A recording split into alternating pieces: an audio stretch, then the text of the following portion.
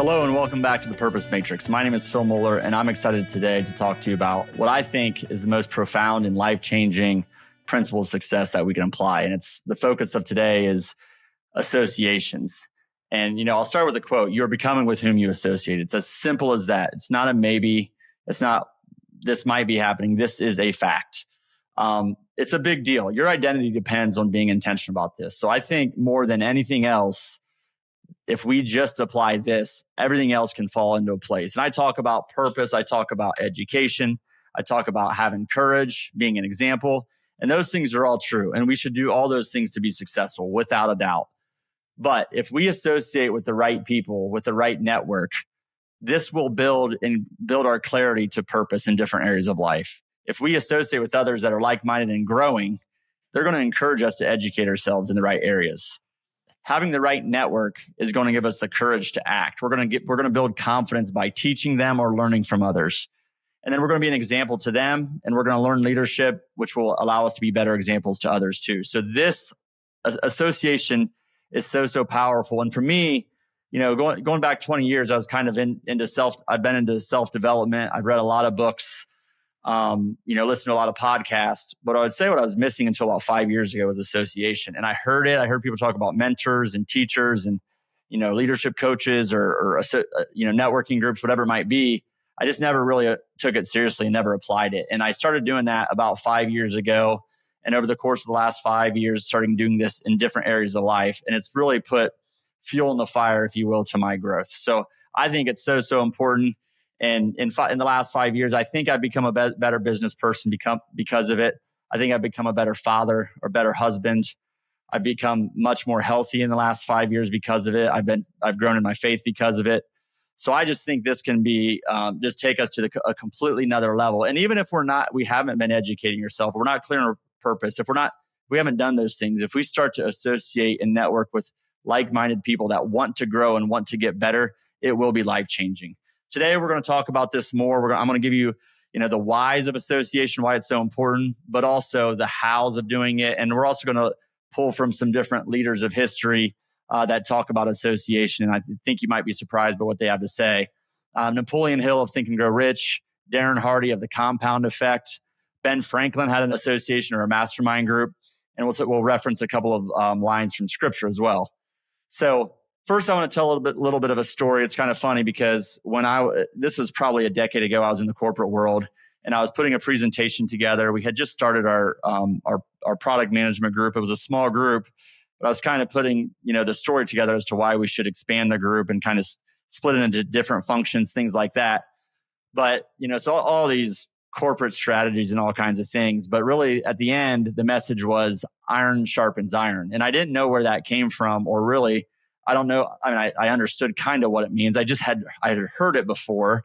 And I remember my boss saying, like, what does that mean? I'm like, well, if you put sharp people, or if you put people around sharp people, they're going to get sharper and it's going to build upon each other. And he kind of chuckled at me. And the reality is it became true. As we built that team, we had a strong foundation. And as we brought strong people in, everyone got better. Iron sharpened iron. And it's actually iron sharpens iron. And one man sharpens another. It's a Bible verse. And I think it's very, very true. And it became true in that case. The other quote is, you are the average of the 5 people you spend the most time with. And I was recently on a trip, went to Hopkins, Belize. By the way, Belize was an amazing country, amazing people. And that's really what stood out, was the people. Everybody you talk to, despite of their conditions and economic opportunity or lack thereof, everyone had a phenomenal attitude. Everybody, everywhere you went, no matter what, no matter how hot it was, how hard they were working, they had a smile on their face and they had a positive attitude. And I was talking to one of the locals about it. He's like, look, if anyone would move to our community and they try not to have a bad attitude or try not to have a good attitude and they had a bad attitude, within just days or weeks, they would change and they would have a good attitude. Like, we've seen it before. If people move here, we see the transformation. When you put yourself around positive people or negative people around positive people, and this applies to work as well, they become more positive, right? So now you could also say that if those positive people are around negative people, you could become more negative. But it's really, what is the culture of the organization that exists today? What is the dominant behavior, attitude, whatever it might be. And that's what's going to stay in place. And if people don't adapt to that, they're going to self-select out. And I think that's what you want from a business perspective, if you're building a team, whatever it might be. And I think it's what you want in your different areas of life too. So, every relationship is either helping you grow or keeping you stuck. And I think so this is a little bit more on an individual level. And what's so important here is if you're in a negative environment or you're in a negative relationship, we're going to talk today a little bit about how to be aware of that and how to be intentional, especially wherever you can be, about your associations. Because the reality is this is shaping who you're becoming. On a prior podcast, I had Jeremy Locke on. He was former special operations. He's part of the organization called Aerial Recovery, an amazing organization that's doing great things. But he talked about, there's anchors and there's beacons. And anchors will hold you down, will hold you back. They'll say, remember when this, remember when that. Oh, these were the good old days. Maybe there's their drinking buddies, the high school or college years, whatever it might be. And they focus on remember when. Beacons say, so beacons of light, think, imagine if, what if. And I think we have to, it's such a great analogy. Are we hanging around anchors or are we hanging around beacons?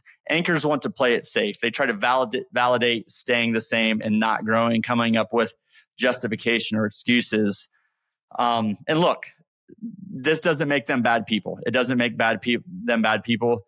But beacons stretch your vision. They guide you through the storms. They help you become stronger through adversity. And we need to hang around more beacons. John Maxwell has a quote that I really like. He said, "You can't help but become more confident and think bigger when you're around possibility thinkers." I love that. And if you just, that's why, this quote, if you do nothing else other than hang around with people that want to grow and want to get better, you will grow and you will get better. And there's a lot of different dynamics of this that might not recognize on the surface that I'll talk about here in a little bit, but it's so important.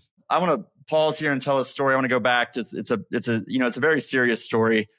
So I went to college just a few years back, and when I went there was a couple of guys that we shared the dorms with. We'll say their names were Brad and Rod. Similar background. They came from the same high school.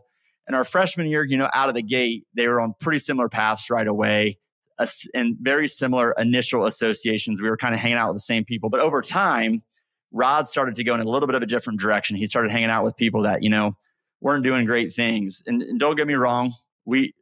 So on the other hand, Brad, he hung out with us more and we were not saints by any means. But Rod was going in a different direction. And, the other group, the other associations that Rod had really started doing drugs, heavier drugs. Maybe there were some drug dealers within the group, and it just wasn't good. So over the course of time, over the course of the next 2, 3, 4, 5 years during college, those associations and the difference in the direction got stronger and stronger. So it began as very similar places, really went in two very different directions over the course of time. And by the end of college, 4 or 5 years later, they were at very, very different points in their life, very different habits, very different health.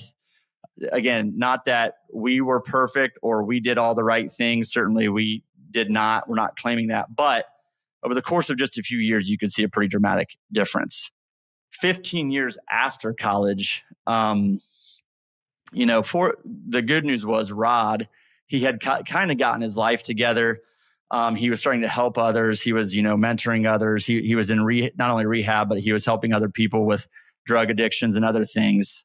But he, and I don't know the exact reason, but because of either his prior just drug activity or if there was a relapse, I don't know, but Rod passed away. And I don't know the details, but it was very sad, right? Brad, on the other hand, he's doing well. He has a business. He has a family. He's doing well. And my point is, the first 3 months into those associations, you could see a little bit of a different direction.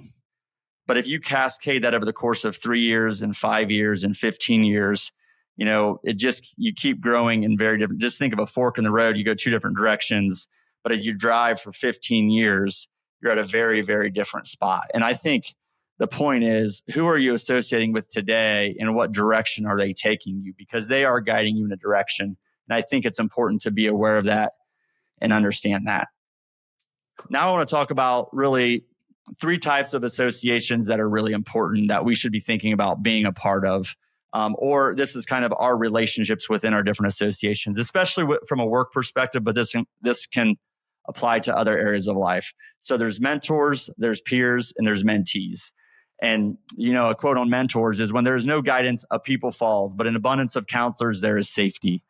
A mentor of mine would be Ryan Kennedy. I worked with him, and he was a health coach, a health mentor. So he took us where we were at the time, and just slow incremental changes. He helped hold us accountable. He taught us so much. We learned so much from him, and he had a big impact on my health. I started work with him, I think 2.5 years ago or so, and he had a dramatic impact and helped us in a lot of different ways. So that would be a mentor. Peers are people that are walking with you. Maybe that's different business folks, or people that want to start a business, or mid-level managers in the corporate world. For us, we have business leader luncheons where myself and other business leaders locally, we get together and we try to learn from each other. We try to grow. And there's all different levels of business leaders, different sizes, different levels of leaders, different knowledge bases, whatever it might be. But we're all peers, and we can all help each other in different ways. And this can be very powerful. So don't think someone needs to be at a really high level, way above where you're at, to be able to mentor you or to learn from them. Your peers, you can learn a ton from. And finally, in addition to that, you can learn by having mentees as well. I think this is really powerful. This is people that you might be pouring into. We have a real estate group, real estate network that we have, and I'll get a lot of calls or texts or questions about, hey, can you help with this or that? And I try to keep up with it. If I don't always, I apologize for that. But I think this can be so powerful. And where this is really powerful is if you're helping coach someone or mentor someone, when you're studying, when you're learning, when you're reading, whatever, when you're listening to a podcast, whatever it might be, if you're thinking about how you can help someone else with that information, your level of knowledge, your level of learning goes up. It accelerates. So, just having the different types of relationship, mentors, peers, and mentees, I think can be so impactful. And when you have all of them together, it really can be compounding. So we grow the most when we live in all 3 lanes. So the next concept, the first time I heard this, I'm like, man, this is intense. This is brutal. And it comes from, the concept kind of, I think, comes from the EOS or traction. There's something called the people analyzer. But the message here is audit your circle, audit the people that you're hanging out with a lot. And, there's a book that's called Measure What Matters. Well, if we agree that our associations in our network matters, then we need to measure what matters. We need to do an audit of those people. There's a really simple way to do this. First, there was a prior discussion, a prior episode that we had that talked about our core values and the importance of building and knowing what our core values are. And I would say this is true. If you're going off to college, if you're going to a new workplace, understand their core values that they really live by, not that are just posted on the wall. Your friends group, identify what the core values might be, but really, from a personal perspective, what are your core values? What are you all about? Who do you want to be? Write those things down. Let's just say you have 5 of them. Let's just say courage is one of them, or faith is one of them, or positive attitude. But write down those 5 things. And then, the people that you're hanging around with a lot, spending a lot of time with, if you have your core values, write down their names and give them a plus. That means you're on the same page. Maybe it's growth mindset. Okay, I'm hanging out with people that are growth minded. Good. That's a good thing. Maybe it's, I don't know if they're growth minded or not. So that's maybe a plus minus. That's neutral. Or if they're not growth minded, if they're a victim and they don't want to get better, they don't want to learn, that's a minus. And when you do that, if you have 5 core values and you have someone has a couple minuses, maybe 2, 3, you either have to have a very serious discussion with that person, or you have to cut off that relationship. Now, we're not saying cut off everybody. Don't tell mom that you can't talk to her anymore, or dad, or anyone like that. We're not suggesting that. But I think awareness is the key here, right? This is self-awareness of what your core values are, but this is awareness of who you're becoming through your associations. And if there's a lot of negatives on this chart, you're becoming someone that is not in alignment with what your core values are. And that's a big problem because, again, if you believe that you become with whom you associate, then you're moving in a bad direction. You're moving in a direction that is going to make you worse at your core values, and we don't want that. So think about a core value audit to test your associations and make sure that you're moving in the right direction. Because if the difference between you today and 5 years from now are the books you read and the people with whom you associate, we should audit this. The next topic I want to talk about is, this applies to every single area of life. The easiest one to talk about is from a business, work, investing, finance, maybe leadership development perspective. If you can have a work group that talks about, hey, how, maybe there's a book discussion. We used to have those where how can we become better leaders? We kind of built that network of people in the corporate world that knew they wanted to get better. They wanted to grow in their leadership. Maybe that's finance or investing. It could be real estate investing, stock market investing, whatever it might be. But if you want to get better at something like that, go find a couple people that either are good at it or at least just want to get better at it and start talking to them more regularly. You're going to learn from it. You can apply this to family, to relationships. You can apply this to your faith, to spirituality. I've started, this is one of the big changes a year and a half ago or so. I'm part of a group called Exodus 90, where it's a bunch of local guys, and then we're using a broader platform called Exodus 90. And we get together every single week, and it's been really profound, the changes. And there's so many different elements of learning that I'll talk about here in a second, but it's really been life-changing. I talked about Ryan Kennedy and how he has impacted me from a fitness and health perspective. And I'm part of a nationwide entrepreneur and real estate investor group called GoBundance. And there's a lot of different mastermind groups, EO, Entrepreneurs Organization, I think YPO. There's all kinds of different mastermind groups out there. And I'll tell you where this concept came from, but it can really be life-changing. And I like the ones I'm in because they hit all the different areas of life. So you can hear a theme about the different areas of life and how, for me, again, 5 years ago, I wasn't applying the power of association like I knew. My associations were probably pulling me maybe in a negative direction. I had good associations, but they weren't really trying to grow, really trying to get better, especially in all the different areas of life. So I want to dig into that topic of mastermind, or I'm going to call it even accountability groups more, because this is magic right here. If you do anything from any of the podcasts I've had, the shows I've had, the guests I've had, if you do anything, if you do this one thing, it will be life-changing. You could listen to everything we have every single week, but if you do this thing, it will have more impact. If you go read 100 different books, if you do this one thing, it'll have more impact. So I just really encourage you to think about creating an accountability group or a mastermind group around what you want to get better at. And it can be so impactful. I'm going to reference a couple of the folks I talked about earlier in the episode. So first, Napoleon Hill, you go back and he wrote the book Think and Grow Rich. And he said, no two minds ever come together without thereby creating a third invisible, intangible force, which may be likened to a third mind. So think about that. That's with two people. You're compounding, and you're 1 + 1 doesn't equal 2. He's saying it equals 3, because you're basically creating this third mind. You're compounding, right? So, what does 3 people equal? I don't know how to do that math, but it's more than 3. It's good.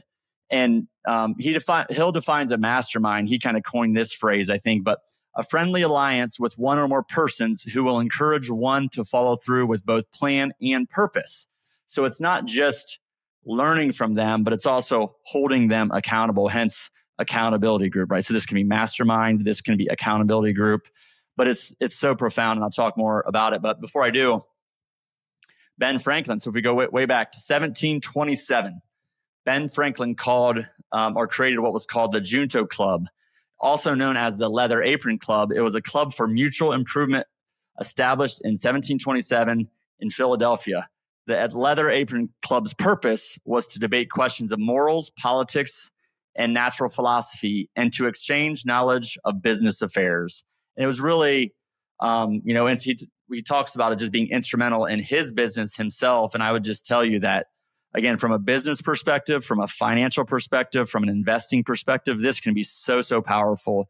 And I encourage you absolutely apply this to that area of life, whatever that is for you. But I would also apply it to your other areas of life as well. And you can do that with one group, right? You can do it with a specialized group, but you can also do it with one group of guys or gals that say, hey, we want to get better in every area of life. And let's set up this accountability group. So there's actually a couple of local guys I know. They're about 30, and they started a group, I think maybe a year and a half ago. They meet, I think, once a week for 30 minutes. You could do this every other week for 30 minutes, even 60 minutes. There's different ways to do this, but a regular cadence, probably not monthly isn't enough, but at least every other week.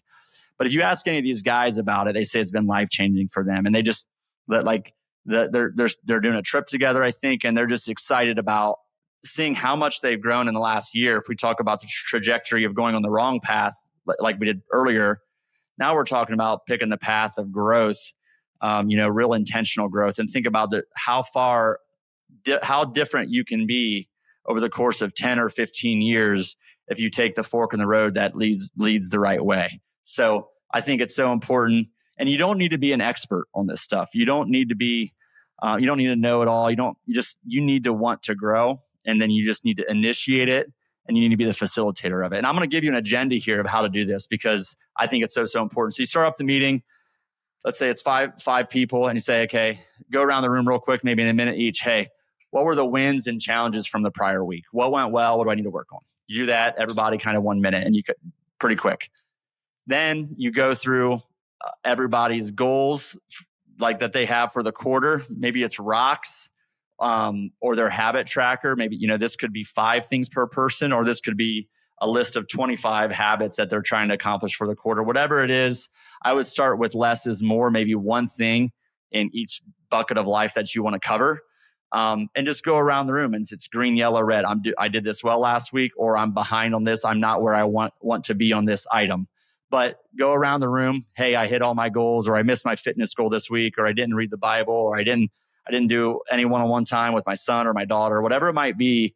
But you can do this for every area of life. And what's important is, as you do this, you're going to start to see what other people are doing. You're going to see how other people are engaging with their kids, maybe how they're engaging with their spouses, maybe what they're doing at work, the investments they're making, and you're going to learn from that. And you're not just going to learn, you're going to mentor them, but you're also going to learn from them, others mentoring others. So like someone brings up crypto, and you guys have 2 other people have a conversation about, all of a sudden you're learning about crypto. So there's so much power, not just in getting direct mentorship on what you're struggling with, but also from other people that are struggling with different things.